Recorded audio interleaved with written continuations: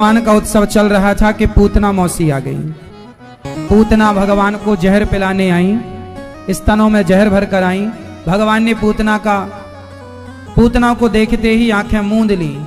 भगवान लेटे थे पालने में, मैया काम कर रही थी, तब तक पूतना आ गई और भगवान को उठा करके दूध पिलाने लग गई। पर भगवान ने पूतना को देखा नहीं। मानो भगवान कहते हैं कि जिसके मन में कपट भरा हो उसे मैं क्यों देखूं। भगवान उसी को देखते हैं जिसका हृदय पवित्र हो जाता है, मन निर्मल होता है। कपटी आदमी को भगवान नहीं देखते। निर्मल मन जन सो मोहि पावा, मोहि कपट छल छिद्र न भावा। इसलिए निष्कपट बनो। कैसे बनो मेरी मां? निष्कपट। और कपट है पूतना के अंदर, इसलिए भक्त के अंदर कपट नहीं होना चाहिए। अच्छा, कपट क्या चीज है? जैसे कि आप बुरे हो तो आप कह दो कि मैं बुरा हूं। अब हो बुरे पर आप सबसे ये कहो जी हमारे जैसा अच्छा तो कोई है नहीं। इसका नाम कपट है कि आप हैं कुछ और बता रहे हैं हम हैं एक नंबर के मूर्ख, पर बताएं कि जी हम बहुत बड़े विद्वान हैं। ये कपट है। हम मूर्ख हैं तो मूर्ख कह दो। हम कामी हैं तो कामी कह दें कि जी हम कामी हैं। क्रोधी हैं कह दो कि हम क्रोधी हैं। अब आप हैं कामी पर बने बड़े ब्रह्मचारी हैं, तो जैसे आप हैं वैसा मान लेते हैं, तब तो भगवान की कृपा होती है। पर जैसे आप हैं वैसे मानते नहीं है तो फिर भगवान कृपा नहीं करते। मैया, ओ पंचायती मैया, देखो खड़े होके पंचायत कर रही हो, नहीं पता ही नहीं है।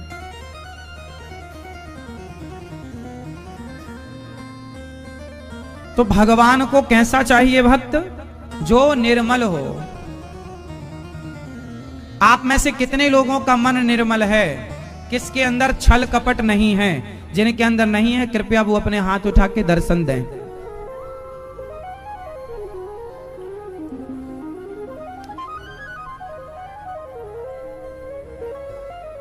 मैया, आपके अंदर कोई कपट नहीं है?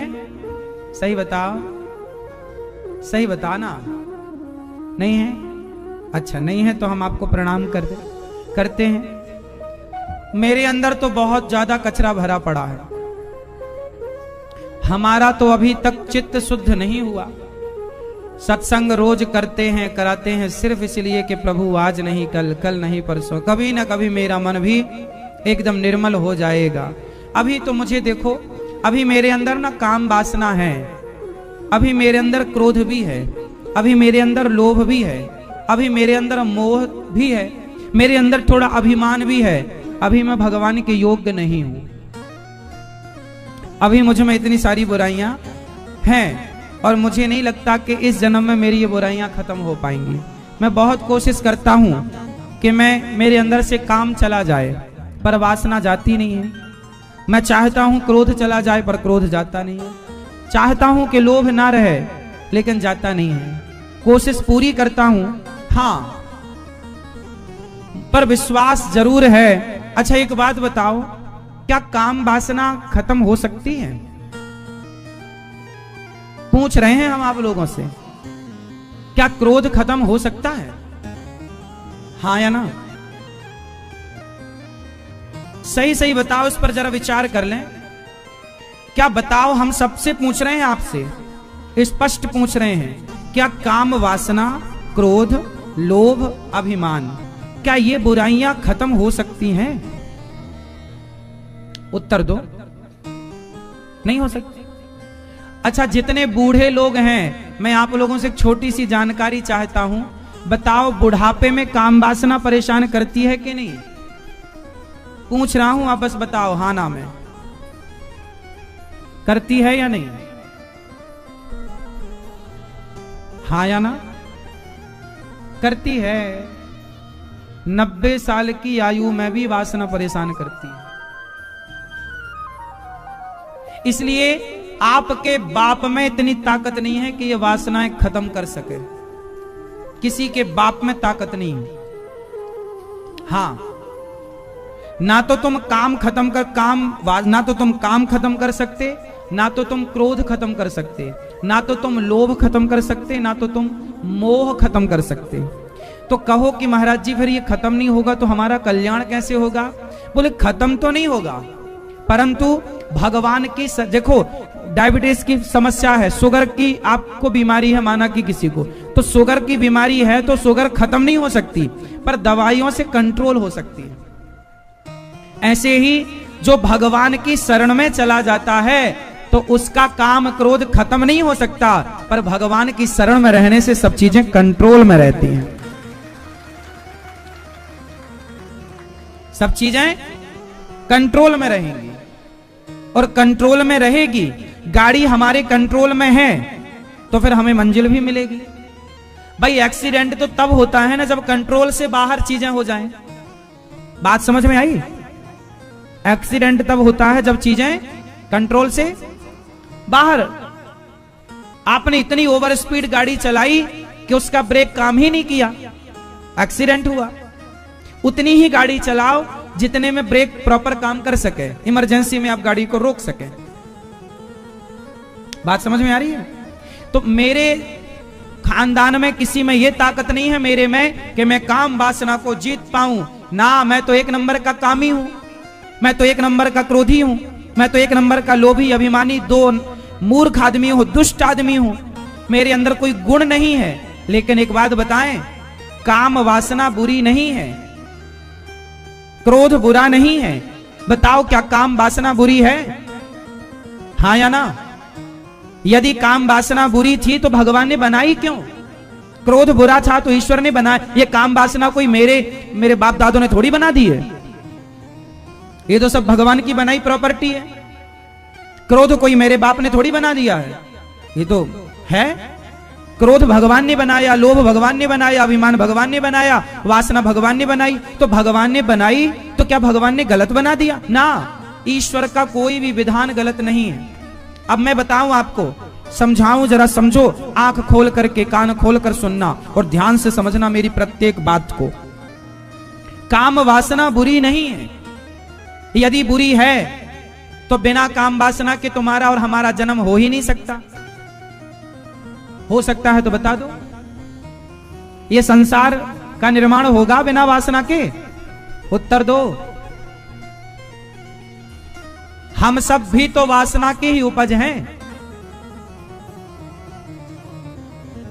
तो वासना बुरी नहीं है, वासना ईश्वर ने बनाई है सृष्टि के निर्माण के लिए, और वो हो भी रहा है। अच्छा बताओ, रावण के 1 लाख बेटे हैं तो क्या बिना वासना के 1 लाख बेटे हो गए? रावण अपनी मंदोदरी के साथ रहता और मंदोदरी के साथ वासना रखता, वैसे वासना रखता तो बुरी नहीं थी।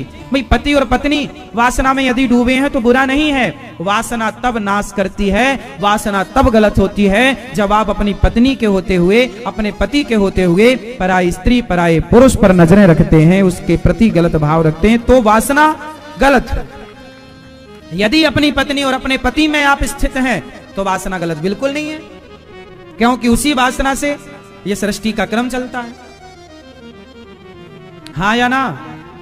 बात समझ में किस किस को आ रही है? वासना गलत कब होती है? जब आप पर स्त्री और पर पुरुष के साथ वासना का प्रयोग करते हैं। समझ में आ रही है? यदि अपनी पत्नी और अपने पति में वासना का प्रयोग करें तो बुरा नहीं है। क्रोध बुरा है या नहीं? उत्तर दो। क्रोध बुरा है? अरे क्रोध बुरा होता तो ईश्वर बनाते क्यों? क्रोध अच्छा है, पर करने का प्रयोग है कि कहां क्रोध करें। भीष्म पितामह के सामने द्रौपदी की साड़ी खिंच रही थी, बताओ पितामह को क्रोध करना चाहिए था या नहीं? पर नहीं किया ना, तो बाणों की सैया मिल गई। तो क्रोध अच्छा है। यदि आप सत्य को बचाने के लिए, धर्म को बचाने के लिए क्रोध करते हैं तो वह क्रोध भक्ति बन जाता है। पितामह को क्रोध करना था, द्रौपदी की साड़ी बचानी थी, दुशासन को मारना था, नहीं मारे, बाणों की सैया। अभिमान बुरा नहीं है, इस बात का अभिमान। अच्छा, क्रोध तब बुरा होता है जब आप बात बात में गुस्सा करते हैं, इस पर, पत्नी पर, पति पर, परिवार, बच्चों पर गुस्सा। ये गुस्सा नहीं, जहां जरूरत है वहां गुस्सा करो। गुस्सा एक व्यवस्था के लिए, गुस्सा क्या है? एक व्यवस्था है। गुस्सा करना चाहिए वहां जहां जरूरत है। अभिमान वहां जरूरी है जहां जरूरत है। अभिमान नहीं करना चाहिए। नहीं करना चाहिए तो ईश्वर ने बनाया क्यों? करना चाहिए इसलिए बनाया। कहां करें? अभिमान इस बात का हो कि मैं प्रभु का दास हूं, मैं भगवान का हूं। इस बात का घमंड हो कि मैं भगवान का हूं। इस बात का घमंड ना हो कि मैं पैसे वाला हूं, मेरा ये मेरा वो, तुम कर क्या लोगे, तुम्हारी औकात क्या है। ये घमंड बुरा है, पर मैं प्रभु का हूं, ये घमंड अच्छा है। मैं भगवान का सेवक हूं, ये घमंड अच्छा है। राम दूत मैं मातु जानकी, हनुमान जी को घमंड था इस बात का कि मैं राम का, राम दूत मैं मातु जानकी, मैं दूत हूं राम का। घमंड हो तो ईश्वर ने बुरा कुछ भी नहीं बनाया, आपने गलत उपयोग किया चीजों का। इसलिए कपट क्या है कि मेरे अंदर बुराइयां हैं पर मैं बुराइयों को स्वीकार नहीं करता। एक बार हाथ जोड़ो सब लोग और मेरे संग प्रार्थना करो। ऐसी प्रार्थना आपको रोज करनी चाहिए। रोज प्रार्थना ऐसी करनी चाहिए। मेरे संग बोलो, बोलो हे नाथ, हे श्रीमन नारायण, मैं पापी हूं, मैं अधम हूं, मैं नीच हूं, मैं दुष्ट हूं। हे प्रभु, हम कामी हैं, हम क्रोधी हैं। हे नाथ, हम लोभी हैं, अभिमानी हैं। हे प्रभु, हे श्याम सुंदर, हे रघुनंदन, हे पतित पावन, हे करुणा सिंधु, हे श्रीमन नारायण, हम जैसे हैं आपके हैं। माना कि हम पापी हैं, माना कि हम कामी हैं, क्रोधी और लोभी हैं, पर जैसे हैं हे नाथ आपके हैं। हे प्रभु, हमें स्वीकार कीजिए, हमारे अपराधों को क्षमा कीजिए। हे प्रभु, जैसे गाय अपने बछड़े को चाट कर निर्मल करती है, उसी तरह हमें कोई निर्मल कर सकता है तो सिर्फ आप। हे नाथ, हम अपने आप को आपके श्री चरणों में समर्पित करते हैं। हे प्रभु, मुझ पापी को स्वीकार कीजिए। ऐसी प्रार्थना रोज आपको करनी है। अच्छा ये बताओ, गाय का बछड़ा जब जन्म लेता है तो गंदा होता है या नहीं होता है? मलमूत्र से भीगा होता। फिर गाय क्या करती है? चाट चाट के उसे बिल्कुल निर्मल कर देती है। क्या बछड़ा खुद को साफ कर सकता था?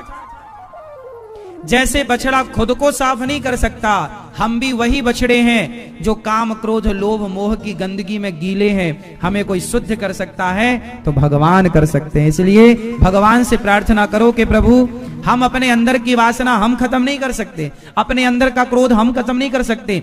आप कृपा करेंगे तो कंट्रोल में रहेंगी चीजें और बस हम आप तक पहुंच जाएं। बस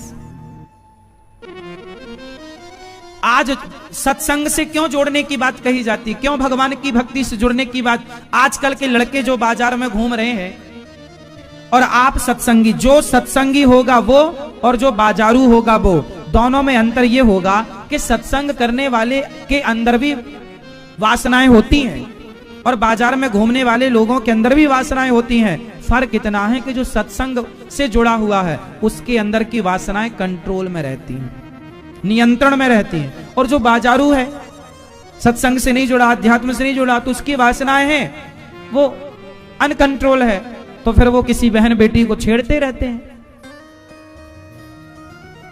बाजार से कोई लड़की गई, उसको देख के गलत कमेंट्स करना, उसे देखना, अश्लील बातें करना, ये क्या है?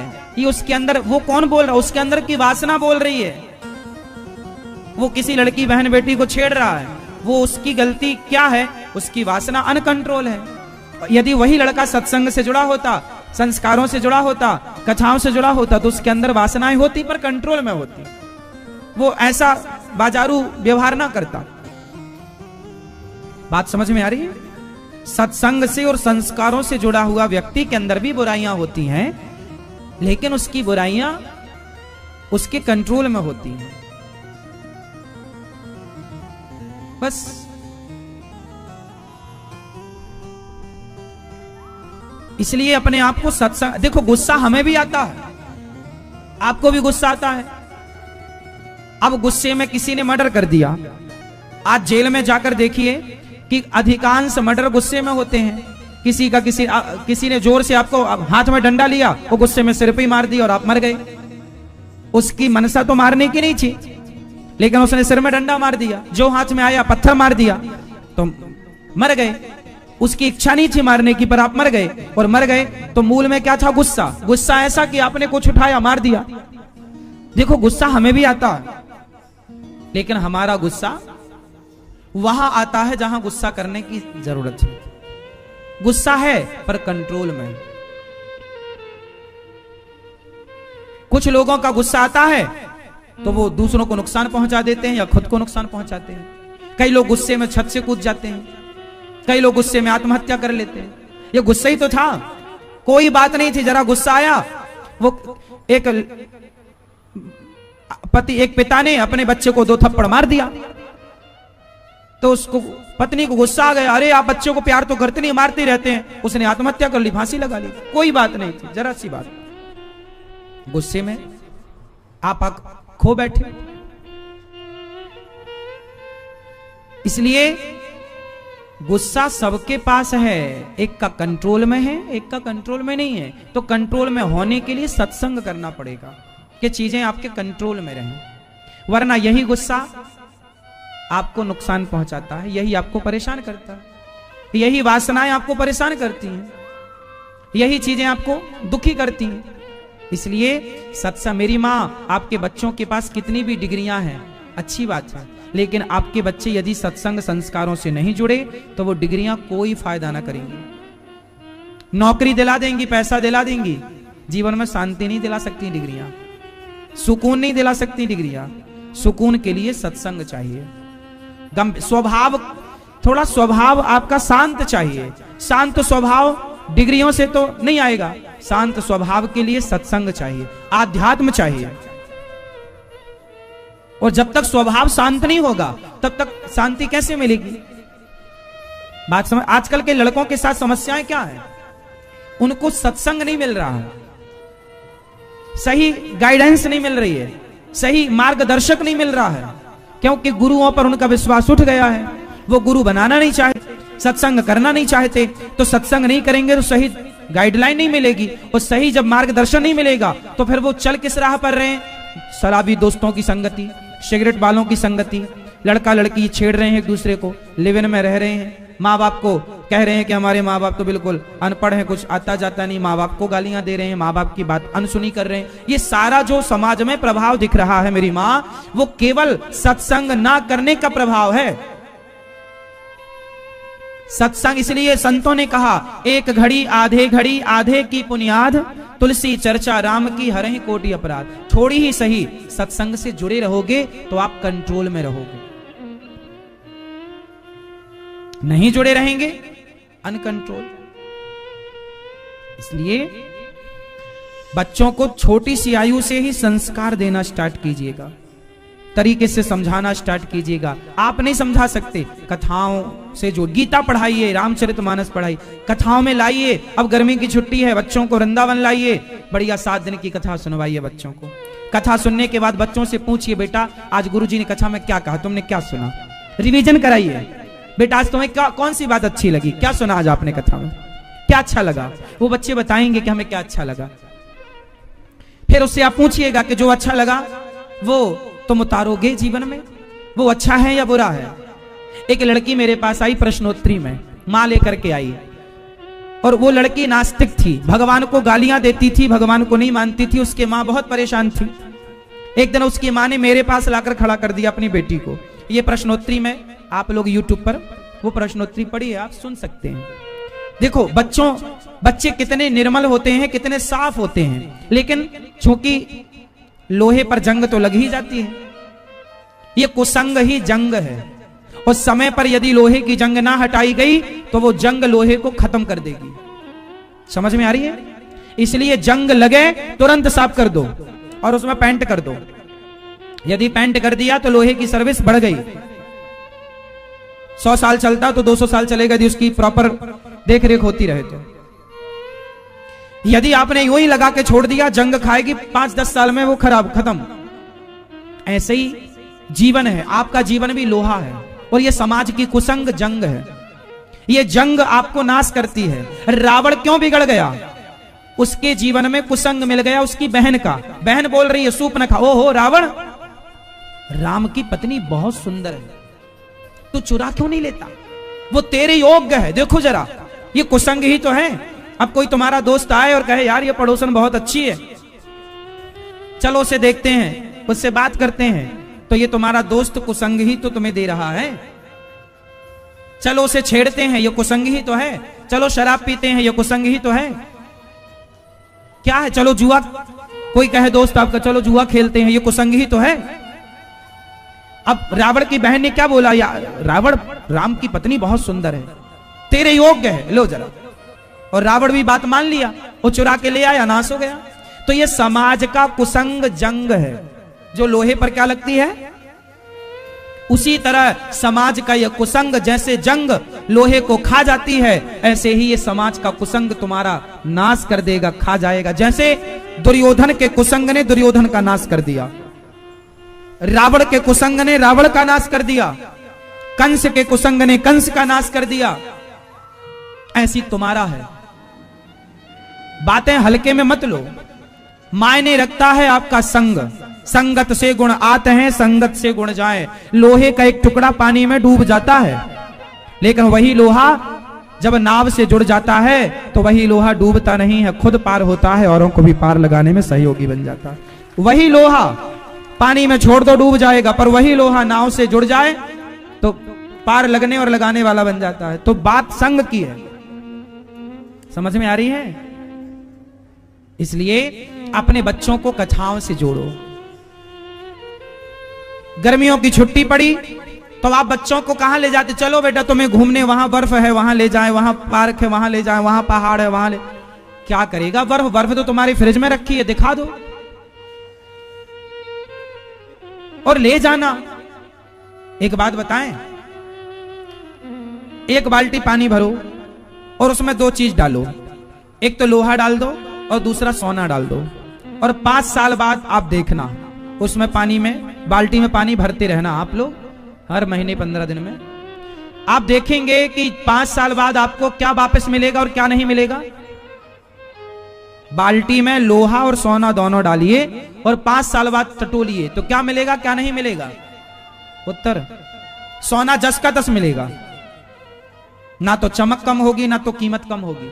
जरा घिस लीजिए, ठीक हो जाएगा। हल्दी से साफ कर लीजिए, ठीक हो जाएगा। लेकिन सोना के सामने लोहा भी था। लोहा 5 साल बाद हाथ डालेंगे मिलेगा ही नहीं, पानी बन चुका होगा, खत्म हो चुका होगा, गल चुका होगा। हाँ या ना? बस यही है। पानी में दोनों गए थे, लोहा भी गया था और सोना भी गया था। गए दोनों थे, वापस कौन आया? सोना वापस आया। यही है समाज की स्थिति। यदि आपके संस्कार मजबूत हैं और आपके सत्संग मजबूत है तो वो संस्कार, वो सत्संग, वो माहौल, वो आपको सोना बना देगा। सोना एक बार बन जाओगे ना, गुरुजनों की बातें मानकर, माँ बाप की बात मानकर एक बार तुम सोना बन गए तो तुम कितने भी कुसंग की बाल्टी में पड़े रहना, कुसंग फिर सत्संग से जुड़े व्यक्ति का बाल भी बांका नहीं कर सकता। और यदि तुम सत्संग से जुड़े बिना डायरेक्ट कुसंग में गए तो जीरो हो जाओगे, अस्तित्व मिट जाएगा। इसलिए पहले अपने बच्चों को सत्संग करा के संस्कारी बना दो, योग्य बना दो, फिर आजाद छोड़ दो। बेटा अब तुम्हारा जो मन है जहां जाना जाओ, संस्कार देकर फिर तुम अपनी जिंदगी जीना बिंदास। जहां तुम्हें बर्फ में जाना हो, पहाड़ वादियों में जाना है, जाओ। क्यों जी? संस्कार देकर भेजेंगे ना तो फिर बच्चे डगमगाएंगे नहीं। यदि आप संस्कारी हो ना मेरे भाई, तो तुम्हारे सामने कोई लड़की खड़ी होगी और वो तुम्हें आई लव यू बोल भी रही होगी और तुम संस्कारी हो तो वो लड़की तुम्हें विचलित नहीं कर सकती। तुम उसके आई लव यू में आओगे नहीं। और यदि तुम्हारा संस्कार कमजोर हुआ, संगति कमजोर हुई और वासनाएं हावी हैं और उसने ऑफर दिया, तो तुरंत आप आई लव यू टू लिख के भेज देंगे। ये बातें संस्कारों की हैं मेरी माँ। बात कितनी आप समझ पा रहे हैं मेरी? मैं कितनी गहराई से आपको समझा रहा हूं, आप मेरी बात कितनी गहराई से समझ रहे हैं, वो भी आपके संस्कारों पर निर्भर करेगा कि आप मेरी बातों को कितने हद तक समझ पाए। एक्चुअली मेरी बातें समझने के लिए भी आपका थोड़ा चीजों को समझना जरूरी है ना? यहां आप बैठे कथाएं सुन रहे हैं, हमारी बातें समझने के लिए भी आपका लेवल हाई होना चाहिए, क्योंकि ये हाई लेवल की बातें हैं। ये सबके बस की बात ना तो सब सुना सकते हैं, ना तो सब समझ सकते हैं, ना तो इस बात के श्रोता हैं आज समाज में, ना तो ये समझाने वाला कोई वक्ता ही है। तो आज हम आपको यदि समझा रहे हैं तो खुल्लम खुल्ला हम बातें आपसे करते हैं, ताकि आपके बच्चे बिल्कुल तरीके से समझें हमारी बात। और जो हम समझा रहे हैं वो सारी बातें आज के युवाओं के लिए हैं। हमारी बातें बूढ़ों के लिए अब तो आपका निकल ही गया सब। कुछ परसेंट तो हमारी बातें आपके लिए काम करेंगी, पर हमारी जितनी भी बातें हैं 80% वो नौजवान दोस्त भाई और बहनों के लिए, आज की युवा पीढ़ी के लिए, आज के सदगृहस्थ के लिए। शादी हुई, आपकी शादी होती है, तुरंत आप हनीमून मनाने चले जाते हो, 1 लाख 2 लाख 4 लाख खर्च करके आ जाते हो। क्या मिला? अरे वृंदावन आओ, शादी हुई, अपनी गृहस्थी की शुरुआत पहले बिहारी जी का दर्शन करो, वृंदावन की परिक्रमा लगाओ और भगवान के दर्शन के साथ 7 दिन रहो वृंदावन, कथा सुनो। कथाओं को सुनेंगे तो गृहस्थी कैसे चलानी है वो पूरा अनुभव में कथाओं में समझाता हूं आप लोगों को। यदि कथा सुनने से आपने गृहस्थी स्टार्ट की तो गारंटी मेरी है, कथा सुनने वालों का जीवन में न कभी तलाक होगा, न कभी बहुत बड़ी तू मैं होगी। जो कथाएं नहीं सुनते, शादी के साल भर 2 साल के अंदर तलाक के कागज तैयार होने लग जाते हैं। आप दोनों के पास डिग्रियां, पत्नी भी पढ़ी लिखी है, पति भी पढ़ा लिखा है, पर डिग्रियों से संबंध नहीं चलते मेरी मां। रिश्ते डिग्रियों से नहीं चलते। जो आप यूनिवर्सिटी में, कॉलेज में, स्कूल में जो सालों साल पढ़कर ना सीख पाए, वो 7 दिन में कथा से सीख जाएंगे, गारंटी हमारी है। कितने ऐसे रिश्ते थे जो अभी हमारी मैया ही, जो ये हमारी मैया बैठी है ना, हमारी यजमान मैया जो कथा सुन रही हैं, श्री विनीता मैया, इन्होंने बताया कि हमारी जेठानी हमारे जेठ से लगभग 25-27 कितना 30 सालों से बैर था। इनका जेठानी और जेठ से कितने सालों से बैर था? 30 सालों से कोई बोलचाल नहीं था, आना जाना नहीं था। लेकिन इन्होंने मेरे को खुद बताया, इसलिए मैं इनकी बात आप तक शेयर कर रहा हूं कि आप भी सीखें।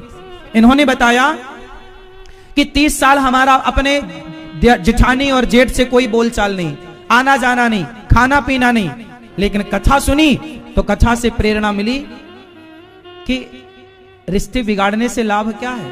ये सार है इस चीज का, पड़ा रहेगा वो बीज आपके पास तो कभी भी अंकुरित हो जाएगा, कभी भी उसकी फसल तैयार हो जाएगी।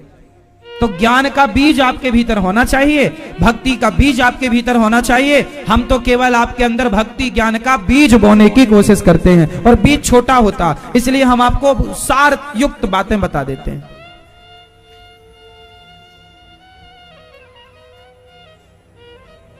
रहस्य, बेटा देखो कोई दिया या जल रहा है क्या इस तरह पीछे कुछ?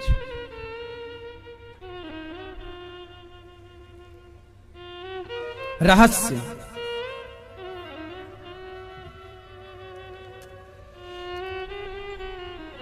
तो पूतना मौसी आई, भगवान को पकड़ती हैं, और भगवान ने पूतना मौसी का दूध पिया, और थोड़ा सा दूध था, थोड़ा सा विष था। भगवान ने दूध पिया, जहर पिया, और दूध जहर पी करके दोनों फिनिश किया। अब पूतना के प्राण पीने लगे भगवान। पूतना चिल्लाई, बालक छोड़ दो। भगवान बोले, मौसी जी हम पकड़ लेते हैं किसी को तो छोड़ते नहीं है। और भगवान ने ऐसे पकड़ा, फिर कभी छोड़ा नहीं। पूतना की सदगति हो गई। पूतना की क्या हो गई मेरी माँ? सदगति हो गई।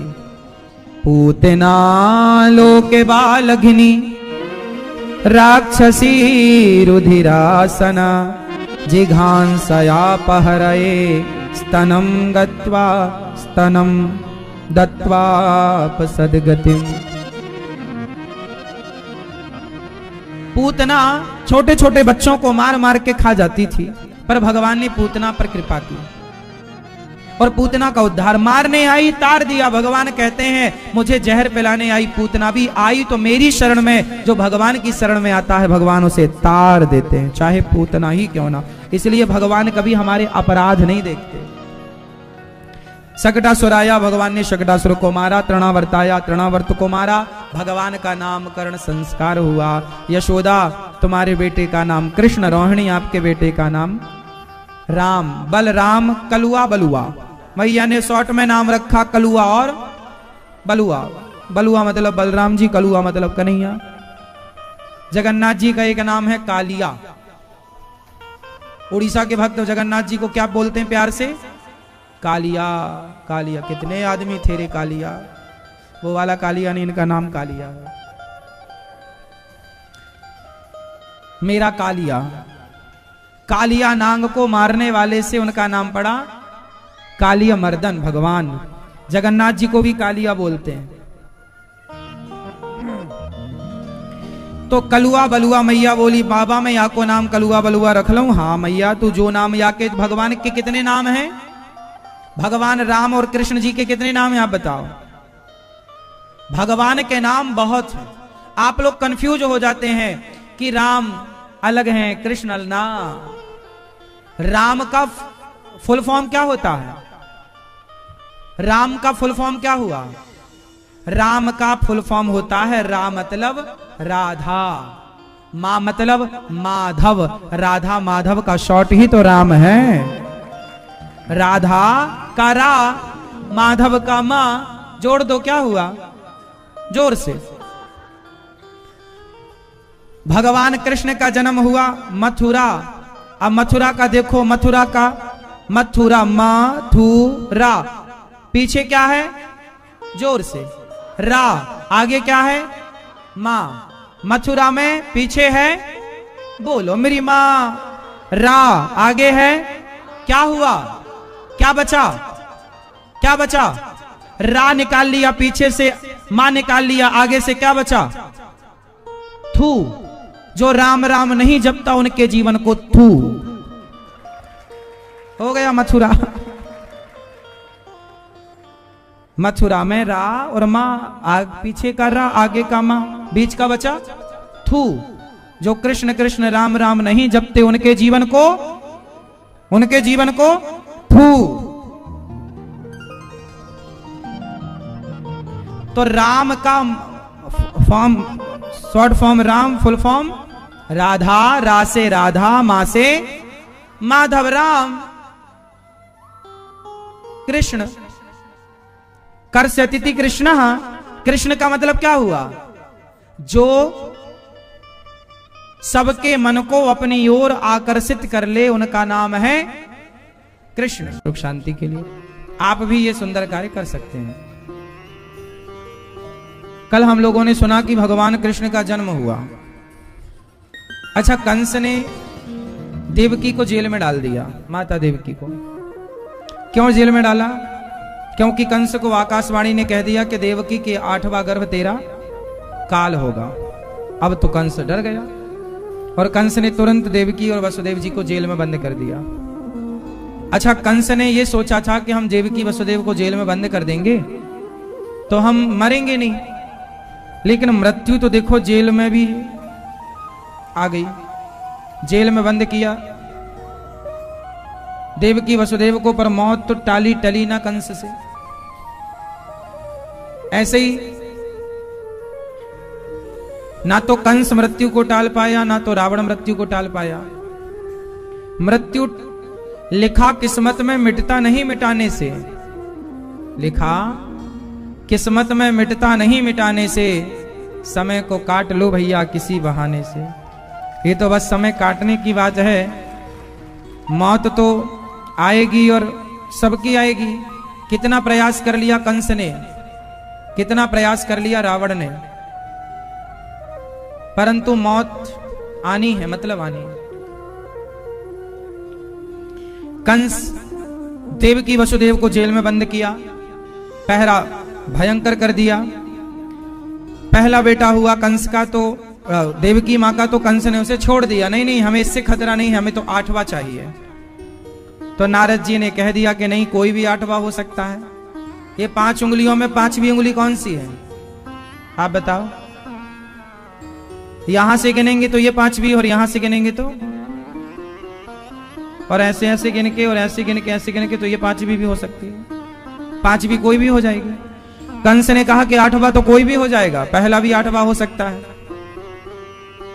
कंस बोला नारद जी बात तो सही है, और नारद जी ने भड़का दिया कंस को, तो कंस ने पहला बच्चा मार दिया देवकी माँ का। अब सवाल नारद जी से है कि क्यों जी, आपको क्या जरूरत थी, कंस ने तो छोड़ ही दिया था देवकी के पहले बेटे को।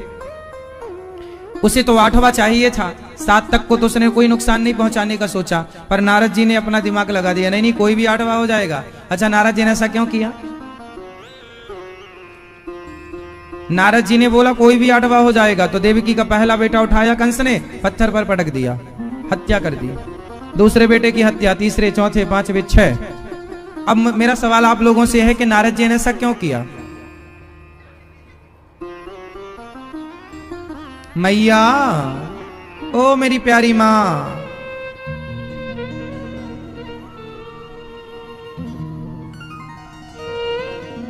सुन लो मेरी मां, बताओ जल्दी से, नारद जी ने ऐसा क्यों किया? कंस को क्यों बोल दिया कि कोई भी 8वां होगा, तो कंस ने मार दिया?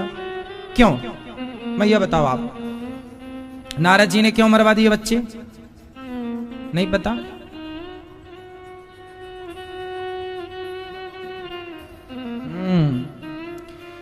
कंस, नारद जी ने सोचा कि कंस जल्दी मर जाए, और आदमी तब जल्दी मरता है जब उसका पाप ज्यादा होता है, तो बच्चों की हत्या से बड़ा कोई पाप नहीं है। तो नारद जी ने बोला कि ये तब मरेगा जब इसका पाप का घड़ा भरेगा। अभी पाप का घड़ा भरा नहीं है, तो पाप का घड़ा जल्दी भर जाए, इसलिए। अच्छा, तो किसी के बच्चे को मरवा देंगे आप पाप का घड़ा भरने के लिए? नहीं, बाद में वो बच्चे सारे जीवित हो गए। आप में से किसको ये बात पता है कि देवकी माँ के जो बच्चे कंस ने मारे थे बचपन में, बाद में वो सारे बच्चे जीवित हो गए थे? तो बच्चों की हत्या का पाप तो कंस को लग गया, लेकिन बच्चे मरे ही नहीं, उस समय मर गए थे। बाद में देवकी माँ ने बोला प्रभु भगवान कृष्ण से कि जो मेरे बच्चे कंस ने मारे हैं, तुम भगवान हो तो मेरे बच्चे लौटाओ। तो मरे हुए बच्चे, मतलब भगवान कृष्ण कैसे हैं? मरे हुए बच्चे जो 20 साल पहले मर चुके थे, वो जाकर के बाद में माता देवकी को भगवान ने लौटा कर दिए और उस समय वो उतने, अब लौटाए तो कितने बड़े लौटाए? कंस ने जो मारे थे वो तो नवजात मारे थे, तो जो लौटाए भगवान कृष्ण ने, वो नवजात लौटाए या पूरी जितनी उम्र हो चुकी थी उनके जन्म से वो उम्र वाले लौटाए? कौन से वाले लौटाए? हाँ हाँ,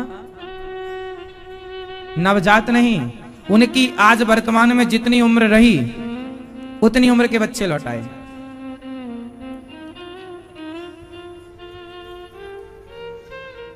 और माता देवकी उन बच्चों को बड़ा लाड़ प्यार करती, इसीलिए माता देवकी का स्थान उतना श्रेष्ठ नहीं है जितना श्रेष्ठ स्थान माता यशोदा का, क्योंकि माता देवकी ने कृष्ण जैसे बेटे को पाकर भी सामान्य बेटों की चाह रखी, पर यशोदा माँ ने कृष्ण के बाद फिर किसी की चाह नहीं रखी। इसलिए कृष्ण से यशोदा माँ का प्रेम जितना है, देवकी माँ का प्रेम उतना नहीं है। इसलिए समाज यशोदा माँ को ज्यादा महत्व देती है, ना कि देवकी माँ को। प्रेम पूजता है मेरी माँ।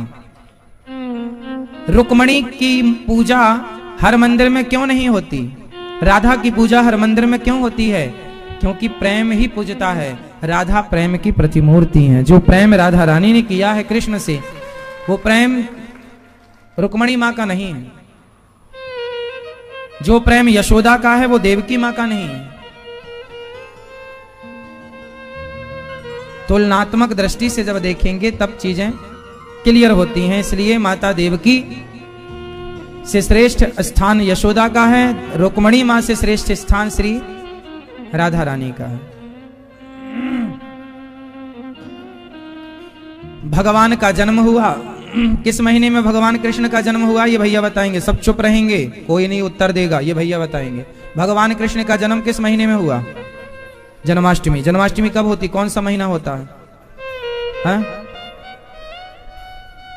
अच्छा, फरवरी, मार्च, अप्रैल, मई, कब? अगस्त में। हिंदी महीना का क्या था वो? सावन था, भादो था, कुंवार था, कार्तिक था, क्या था? नहीं पता? हाँ? नहीं पता ये बच्चों को? या आप बताओ। सावन था ना? फागुन? फागुन था, फागुन।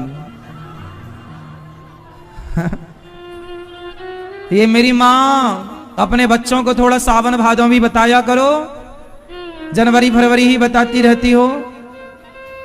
और पढ़ा लो जॉनी जॉनी यस पापा। कह रहे हैं फागुन में हुआ था।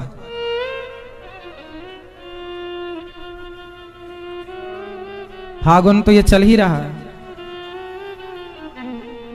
भगवान श्री कृष्ण का जन्म कब हुआ था? सावन में। अच्छा, राम जी का जन्म किस महीने में हुआ? आप बताओ। कोई नहीं बताएगा, ये भैया बताएंगे। आपसे पूछ रहे हैं मेरी माँ। जब बताना घर में बच्चों को तब तो बताती नहीं हो, यहां कुटर कुटर कर रही हो। घर में नहीं बता सकती हो बच्चों को कि राम जी का जन्म तब हुआ, कृष्ण जी का जन्म कब हुआ। कुछ बताते नहीं आप लोग अपने बच्चों को भगवान के बारे में।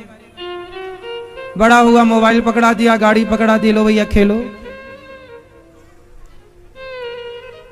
राम को जानते नहीं, कृष्ण को जानते नहीं। आपको अपने धर्म के बारे में थोड़ा जानना चाहिए, अपने भगवान के बारे में समझना चाहिए। भगवान कृष्ण का जन्म कब हुआ? भाद्रपद मास। किस पक्ष में भगवान का जन्म हुआ? ये भैया बताएंगे। चुप रहेंगे सब लोग। ये भैया कौन सा पक्ष था? कितने पक्ष होते हैं एक महीने में? वाह मेरी माँ, ये बस जिससे पूछ रहे हैं बस वो ही नहीं बता रहा, बाकी सब बता रहे हैं। कितने पक्ष होते हैं? कौन कौन से? ये भैया बताएंगे। छोटू तुम ही बताओ, वहां की सब अपना मुंह लॉक रखेंगे। क्या कौन कौन से पक्ष होते हैं? नहीं पता? कौन सी क्लास में हो? 12th में हो, 12वीं कक्षा का छात्र है तो उसे ये नहीं पता कि महीने में 2 पक्ष कौन कौन से होते हैं। ये है सनातन धर्म की स्थिति। कैसे ना ह्रास हो सनातन धर्म का।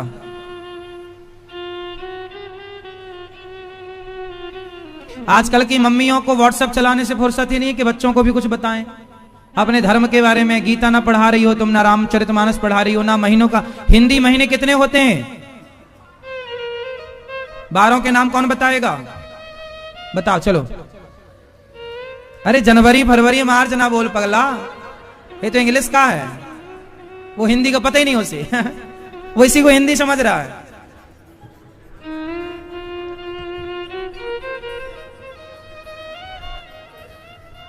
आप बताओगे 12 महीनों के नाम?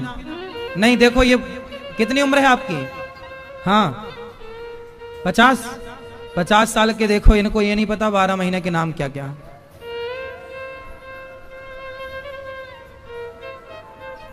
मैया आपको पता है 12 महीनों के नाम हिंदी में? पता है? नहीं इनको ये भी गुलाबी मैया। मैया सुन रही हो ना माँ, या पंचायत कर रही हो माँ। हिंदी के 12 महीने बताओ। चलो 2 बता दो। ये सब अपने बच्चों को याद कराओ मेरी माँ।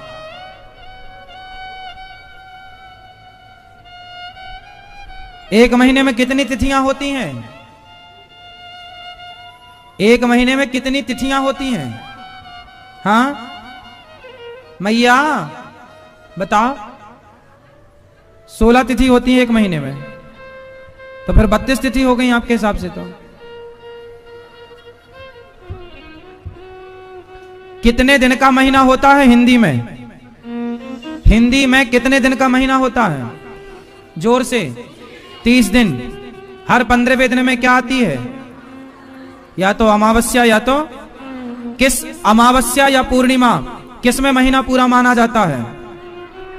पंचांग के हिसाब से अमावस्या को महीना पूरा होता है, 30वीं तिथि अमावस्या होती है, पर महीने का बदलाव पूर्णिमा को होता है, पूर्णिमा के बाद से। पूर्णिमा मतलब पूर्ण हो गया महीना, लेकिन लिखित में जो पंचांग की गणित है वो अमावस्या को 30वीं तिथि मानती है। अमावस्या मतलब 30वीं तिथि, 30 दिन, पर चूंकि महीना का पूर्ण है वो पूर्णिमा को होता है। पूर्णिमा के बाद जो दूसरी प्रतिपदा आएगी वो नेक्स्ट मंथ की प्रतिपदा होगी, अगले महीने की। कितने महीने का होता है हमारा महीना हिंदी? 30। 15-15 दिन में पक्ष बदलता है। अमावस्या क्यों मनाई जाती है? अमावस्या में क्या होता है भैया बताओ? अमावस्या को क्या होता है कि अमावस्या मनाई जाती है? अरे यार, पितरों का खाना तो ठीक है। प्रकृति में क्या बदलाव होता है कि अमावस्या? हमारे यहां सब वैज्ञानिक है, प्रकृति में बदलाव से हम लोग तिथि मनाते हैं। बताओ प्रकृति में क्या बदलाव होता है कि अमावस्या मनाई जाती है? हाँ, क्या?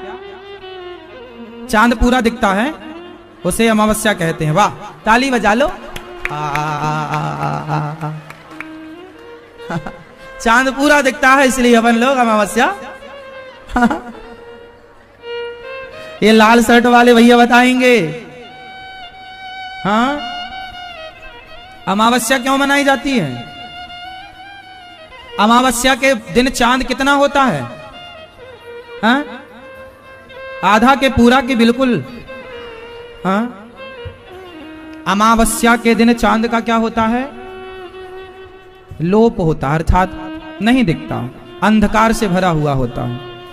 उसे उस रात्रि को अमावस्या कहते हैं।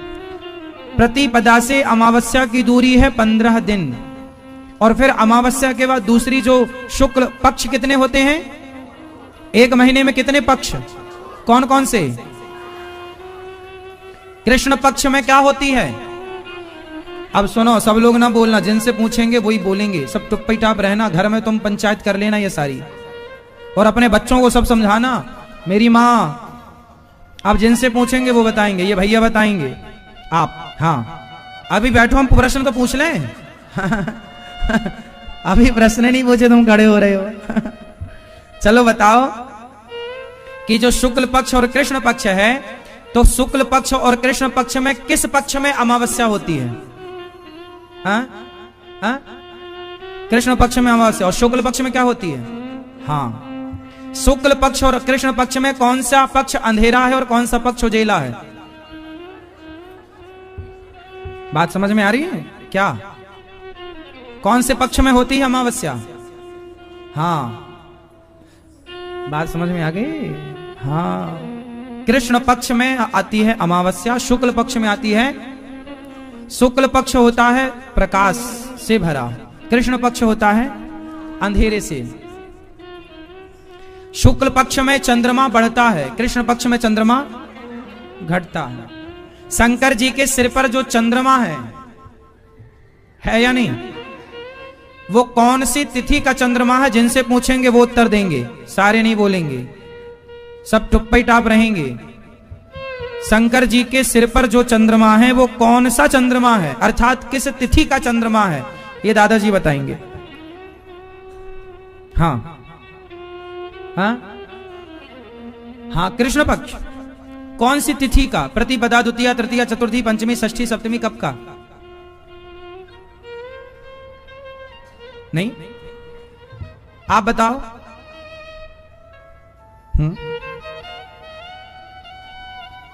अब सब बताओ, अमावस्या कौन बोल रहा है? मैया, क्या खाई हो आज?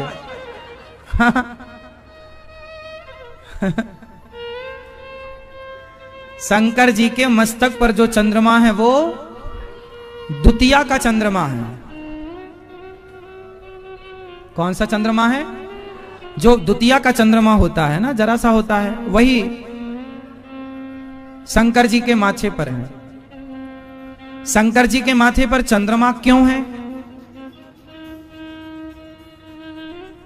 चंद्रमा कितने हैं? एक है तो एक आकाश में है, तो दूसरा शंकर जी के पास। एक बार चंद्रमा नाराज हो गए, कि मेरे बिना काम होगा नहीं, तो समुद्र में चले गए। फिर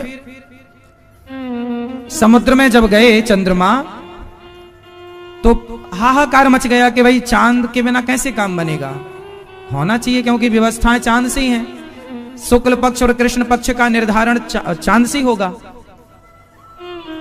अब तो तब शंकर जी ने, तब भगवान श्रीमन नारायण ने एक चंद्रमा और प्रकट किया।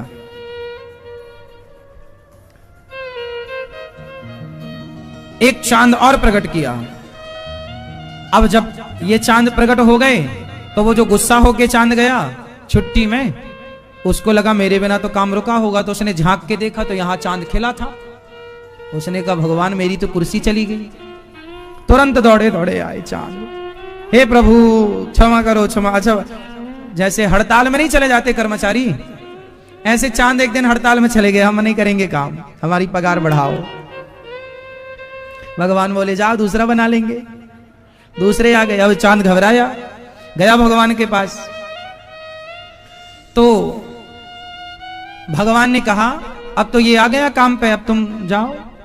अब वो बोले मैं कहाँ जाऊं कहाँ जाऊं, बेचारा बहुत गिड़गिड़ाया, रोया भगवान की शरण में। भगवान ने कहा ये तो आ गया।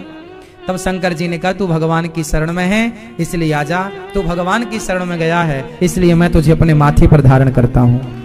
जो भगवान की शरण में चला जाता है, शंकर जी उसे मस्तक पर धारण करते हैं, इसलिए उस चंद्रमा को भगवान शिव ने अपने माथे पर धारण कर लिया। वो हड़ताल वाला चंद्रमा है। तो चांद हो गए दो, इसलिए भगवान राम भी चंद्र लगाते हैं, रामचंद्र भगवान की और कृष्णचंद्र भगवान की। तो जो रामचंद्र का राम है वो शिव जी के माथे वाला रामचंद्र है, और जो कृष्णचंद्र में चांद है वो आकाश में जो चांद है वो चांद है। एक रामचंद्र एक कृष्णचंद्र, दोनों के नाम के आगे चांद है, चंद्रमा है। तो चंद्रमा दो, एक शिव जी की जटाओं में एक आकाश में। तो राम जी वाले चंद्रमा जो हैं शिव जी वाले हैं, और आकाश वाले कुछ भी कहो आप, ये तो समझ की बातें हैं। तो ये शंकर जी के सिर पर चंद्रमा का क्यों विराजमान हुआ, कोई प्रश्न कर ले तो उसका समाधान मैंने आपको दिया कि ये कथा है, ये बात थी, इसलिए शंकर जी के माथे पर चंद्रमा होते हैं। तो चंद्रमा से ही महीने का निर्धारण होता है। चंद्रमा, अच्छा चंद्रमा घटते बढ़ते हैं या नहीं, हाँ या ना, हाँ या ना, हाँ या ना, हाँ या ना, ना। चंद्रमा नहीं घटते बढ़ते, चंद्रमा की कलाएं घटती बढ़ती हैं। चंद्रमा तो वही है, जैसे हमारा शरीर तो घटता बढ़ता है। आपका वजन 55 किलो है, ज्यादा खाओगे तो 60 किलो हो जाएगा, कम खाओगे तो 45 किलो हो जाएगा। आपका वेट 80 किलो का है, आप ज्यादा खाओगे 85 का हो जाएगा, थोड़ा ध्यान रखोगे तो 70 किलो के आप, मतलब आपका वेट घटता बढ़ता है, हाँ या ना। और माइनर तो रोज आपका वजन घटता बढ़ता है। ग्राम में यदि देखा जाए तो आपका रोज वेट हल्का कम ज्यादा होता रहता है, ये बात सही है ना। तो आपका शरीर तो घटता बढ़ता है, लेकिन आपकी आत्मा घटती बढ़ती है। बोलो, जैसे हमारी आत्मा स्थिर है, आत्मा घटती बढ़ती नहीं है, शरीर घटता बढ़ता है। लड़कपन का शरीर अलग, जवानी का अलग, बुढ़ापे का अलग। उसी तरह चंद्रमा की कलाएं घटती बढ़ती हैं, चंद्रमा नहीं घटता बढ़ता। चंद्रमा की कलाएं कितनी होती हैं? चंद्रमा की कितनी कलाएं होती हैं? 16 कलाओं के नाम बताओ। चंद्रमा की कलाएं कितनी? जोर से, सही कह रहे हैं, जोर से बोलो बस। 16 कलाएं, चंद्रमा की कलाएं 16 कलाओं के नाम है। प्रतिपदा, द्वितीया, तृतीया, चतुर्थी, पंचमी, षष्ठी, सप्तमी, अष्टमी, नवमी, दसवीं, एकादशी, द्वादशी, त्रयोदशी, चतुर्दशी और अमावस्या और पूर्णिमा। कितनी हो गई? ये 16 चंद्रमा की कलाएं हैं। ये 16 क्या हैं? कलाएं हैं। तो ये 16 जो कलाएं हैं वो इसलिए भगवान कृष्ण को 16 कलाओं से युक्त कहा जाता है, क्योंकि चंद्रवंश में आए। भगवान कृष्ण किस वंश में आए? इसलिए चंद्रमा की कलाएं कितनी हैं? तो जो लोग कहते हैं कृष्ण की कलाएं 16 हैं, वो लोग जानते नहीं है कृष्ण की कलाएं 16 नहीं है। कृष्ण चंद्रवंश में आए तो चंद्रमा की कलाएं 16 हैं, इसलिए कृष्ण को 16 कलाएं कहा जाता है। जबकि भगवान तो अनंत कलाओं के धनी है। 16 क्या है? भगवान के पास तो करोड़ों कलाएं हैं। तो जो ये बात समाज में कही जाती है कि कृष्ण जी 16 कलाओं से युक्त हैं और राम जी 12 कलाओं से युक्त हैं, ये बिल्कुल फेक है, झूठ है। अच्छा, सूर्य की कलाएं कितनी होती हैं? चंद्रमा की कलाएं कितनी? याद कर लो, काम आएंगी बातें। चंद्रमा की कलाएं 16 और सूर्य की कलाएं 12। 12 कलाएं क्यों? 12 राशियां होती हैं और सूर्य प्रत्येक राशि में आते जाते रहते हैं। सूर्य की 12 कलाएं कौन कौन सी हैं? मेष, वृष, मिथुन, कर्क, सिंह, कन्या और तुला, वृश्चिक, धनु, मकर, कुंभ और मीन। ये सूर्य की 12 कलाएं हैं। तो सूर्य की कलाएं 12 हैं, 12 राशियों पर चलते हैं और चंद्रमा 16 तिथि पर चलते हैं। तो कलाएं सूर्य और चंद्रमा की हैं, ना कि राम और कृष्ण की। भगवान राम किस वंश में आए? सूर्य वंश में। तो सूर्य की कलाएं कितनी? 12। तो लोगों ने क्या बोल दिया कि राम जी की कलाएं 12।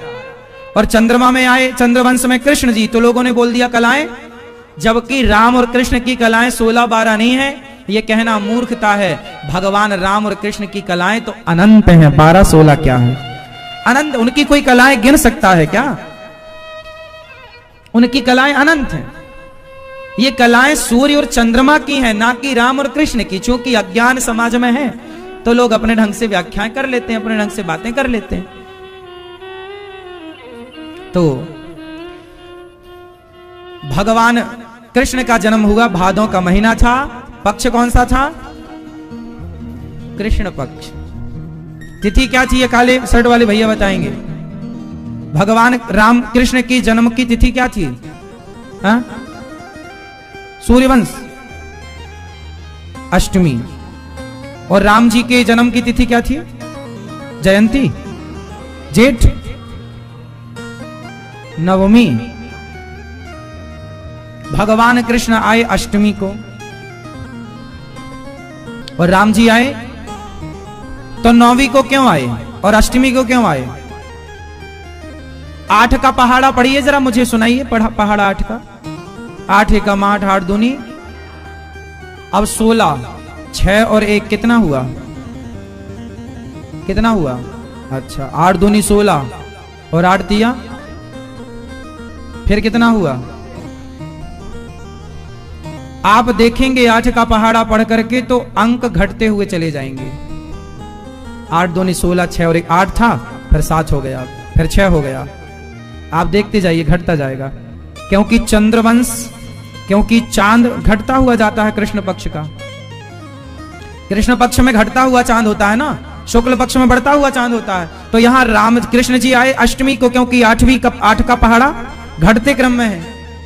और अच्छा, 9 का पहाड़ा पढ़िए जरा। 9 एकम 9, 9 दूनी 8 और 1, 8 और 1 10। अच्छा,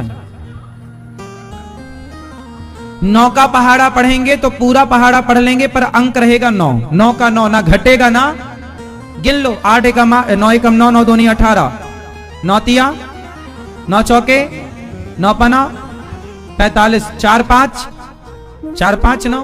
पूरा पहाड़ा पढ़ेंगे तो अंक आएगा 9। राम जी की मर्यादा स्थिर है, इसलिए पूरा 9 का पहाड़ा 9 ही लाएगा वो आखिरी में। अंकों में सबसे बड़ा अंक 9 है, मर्यादा में सबसे बड़ी मर्यादा राम है, इसलिए राम नवमी को और कृष्ण अष्टमी को, क्योंकि कृष्ण लीला पुरुषोत्तम है। लीला। राम जी आए शुक्ल पक्ष में, कृष्ण जी आए कृष्ण पक्ष में। भगवान राम और कृष्ण में क्या अंतर है? राम और कृष्ण में क्या अंतर है, ये मैया बताएंगे।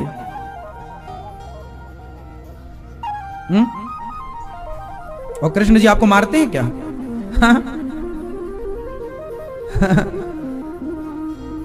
राम और कृष्ण में कोई अंतर नहीं है। हाँ, दोनों की लीलाएं अलग अलग हैं।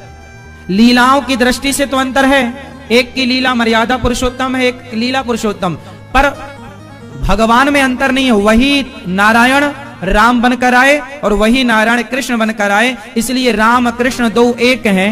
लीलाएं तो अलग होंगी ही, क्योंकि युग भी अलग है, एक त्रेता युग है और एक द्वापर युग है, तो युग अलग है, लीला अलग है, लेकिन भगवान तो वही हैं। राम कृष्ण दो एक हैं, अंतर नहीं निमेष, इनके नयन गंभीर हैं, इनके चपल विशेष। राम जी के नयनों में थोड़ा गंभीरता है और कृष्ण जी के नयनों में चपलता है, चंचलता। राम जी थोड़ा शांत स्वभाव के हैं और कृष्ण जी थोड़ा चंचल स्वभाव के हैं। चंचल, अब चोरी करे घर घर जाके चंचल ही होगा, तो भगवान श्री कृष्ण में चंचलता है और राम जी में गंभीरता है। तुम्हारा पति गंभीर हो तो उसे राम के रूप में देखा करो, चंचल हो तो कृष्ण के रूप में देखा करो। तुम्हारा बेटा शांत हो तो कृष्ण के राम के रूप में देखा करो, चंचल हो तो कृष्ण के रूप में देखा करो। जबकि इनमें कोई अंतर, भगवत दृष्टि से अंतर नहीं है, लीला की दृष्टि से अंतर है। किस किस को बात समझ में आ रही है? किस दृष्टि से अंतर नहीं है? उत्तर दो। तत्व की दृष्टि से एक है, जो तत्व राम तत्व है वही तत्व कृष्ण तत्व है, हाँ या ना? तत्व की दृष्टि से अंतर नहीं है, पर लीला की दृष्टि से अंतर है। बात समझ में आ रही है? नारायण ही राम है और नारायण ही, तो भगवान श्री कृष्ण का जन्म हुआ हमारे यहां। जो 12 महीने हैं, वो 12 महीने आप लोग अपने अपने बच्चों को याद कराया करो। हिंदी में थोड़ा ये देखो, इंग्लिश जनवरी फरवरी मार्च अप्रैल सबको खूब याद है, पर विडंबना देखिए कि हमें जनवरी फरवरी खूब याद है, पर हम अपने भारतीय परंपराओं को, भारतीय महीने को भूल गए। चैत्र वैशाख जेठ अषाढ़ सावन भादौ कुंवर कार्तिक, ये सब भूलते चले जा रहे हैं। कार्तिक में क्या होता है? मार्गशीर्ष पौष माघ और फाल्गुन, ये फाल्गुन आते ही महीना साल पूरा हो रहा है, इसलिए सरकारी लेखा जोखा भी फाल्गुन माह में ही पूरा होता है। ये मार्च चल रहा है ना, क्लोजिंग चल रहा है ये सरकार का। अब जैसी अब यहां पर माता रानी का उत्सव आने वाला है बहुत जल्दी, है ना? भगवान राम का जन्म हुआ किस महीने में? चैत्र का जो पहली तिथि है, वो चैत्र की पहली तिथि क्या है? वहीं से हमारा संवत बदलता है।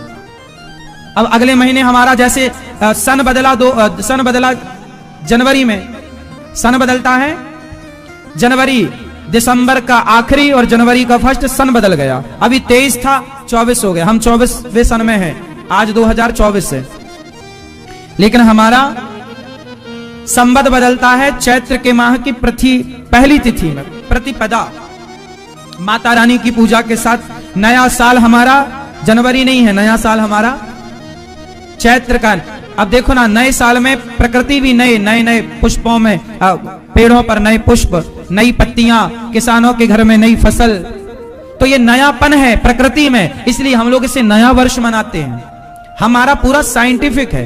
दिसंबर में जनवरी में कुछ भी नया नहीं होता, प्रकृति में होता है, लेकिन हमारे यहां जब नया साल आता है चैत्र में, अब देखो गेहूं कटने का समय आ रहा है, आप पेड़ों को ध्यान से देखिए, पुराने पत्ते गिर के नए पत्ते आ रहे हैं, तो ये नया पत्ता, नया फूल, नया सब चीजें प्रकृति, तो यहीं से सब स्टार्ट होता है। अब यहां से मधुमक्खी भी अपना नया छत्ता बनाना स्टार्ट करती है, यहां सब चीजें नया, बहुत कुछ होता है प्रकृति में, आप देख सकते हैं। तो ये हमारे 12 महीने याद रखो। 7 दिन याद हैं आपको हिंदी में? नहीं? संडे को हिंदी में क्या बोलते हैं? सोमवार। संडे को क्या बोलते हैं हिंदी में? रविवार। और मंडे को? ट्यूसडे को। हमारे यहां अच्छा, इतवार किसे बोलते हैं? हाँ, शनिवार को।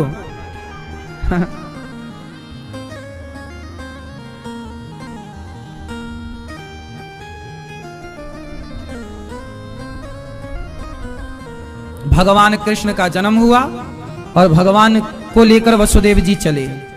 कहां चले? मथुरा से गोकुल। जैसे ही गोकुल चले, पांव की बेड़ियां खुल गईं, हाथ की हथकड़ियां खुल गईं। कन्या को लेकर वसुदेव जी आए, पुनः बंधन में बंध गए। जब भगवान कृष्ण का जन्म हुआ, नंद बाबा ने, यशोदा मां ने देखा, देवी देवता आए, भगवान के उत्सव में सम्मिलित हुए, सबने बधाइयां दी। नंद बाबा ने खूब गायों का दान, वस्त्र दान, अन्य दान, स्वर्ण दान, खूब लाला के जन्म पर दान किया। अभी भगवान का उत्सव चल रहा था, सारे लोग बधाई झूम रहे थे ले लेकर के। कोई लड्डू लेकर आया, कन्हैया को लड्डू लाई हूं मैया, तेरे लाला की बधाई हो। अब सारी गोपियां ग्वाल वाल सब खूब बधाइयां लुटा रही हैं, खूब लाला के उत्सव का आनंद ले रहे हैं। और तभी शंकर जी आ गए। अरे मैया, ओ यशोदा मैया, एक बार लाला को दर्शन कराए दे मेरी माँ। भगवान बोली, बाबा तेरी शकल बड़ी डरावनी है, मैं लाला को दर्शन कराऊंगी, लाला डर जावे गो। मैया मुझको एक बार वाक को गोद में ला के दे दे, मैं वाको झूला झूलाऊं, वाको प्यार कर लूं, फिर तू ले जाइयो। मैया बोली, बाबा मैं ऐसे दर्शन ना करा सकूं। तो भगवान से शंकर जी ने कहा, हे प्रभु क्या दर्शन नहीं दोगे? तो भगवान कृष्ण रोने लग गए। और जब रोए तो शंकर जी बोले, मैया या को भूत लग गए। अब मैया घबराई, लाला को भूत कहां से आ गए भैया? ओ बाबा अब भूत लग गए, मैं क्या करूं? अब नजर उतारवे लगी मैया, दूध पिलावे लगी मैया, पर लाला माने ना, रोते जाए रोते जाए रोते जाए। शंकर जी बोले, मैया या के भूत मैं ही उतार सकूं? अब मैया डरती डरती आई, बाबा तो को भूत उतारनो आवे? शंकर जी बोले, मैया हम ही तो उतारे सबन के भूत। ला जैसी कन्हैया को लाए के दियो। अब लाला शंकर जी की गोद पाए के खिलखिला के हंसवे लग गए। मैया देख या लाला के भूत उतर गए, हमारी गोद में आती खिलखिलाए भी लग गए हो तेरे लाला। और वो जगत के